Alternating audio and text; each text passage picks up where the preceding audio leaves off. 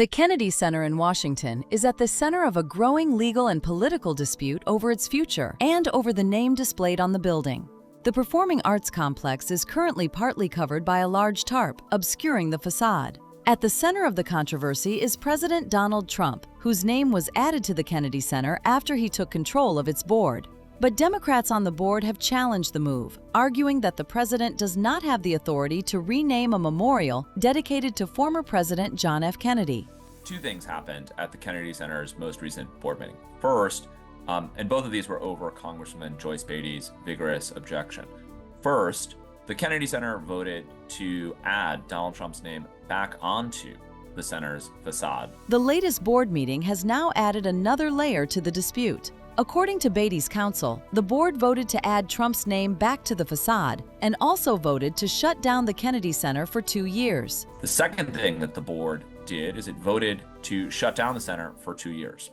And it's notable that both these actions come roughly 2 months after a federal court here in Washington, D.C. found that these actions the board previously took to rename the Kennedy Center and to shut down were both unlawful.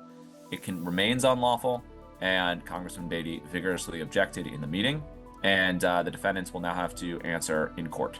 Those decisions come about 2 months after a federal judge ruled that previous moves to rename the center and shut it down were unlawful. The court has also ordered the government to explain why the tarp remains over the facade after the building's original name was restored. One of the issues that Judge Cooper has ordered the government to previously explain was they ordered the government to explain what's going on with the tarp.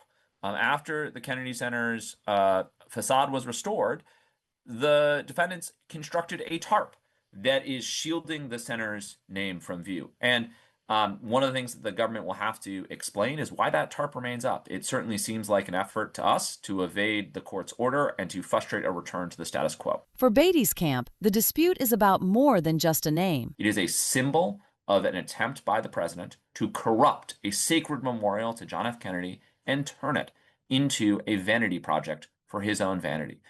That is an institution, the Kennedy Center, that is held in trust for the American people, not for any one president. The legal battle is now set to continue in court as the government faces questions over both the board's latest decisions and the tarp covering the Kennedy Center's facade.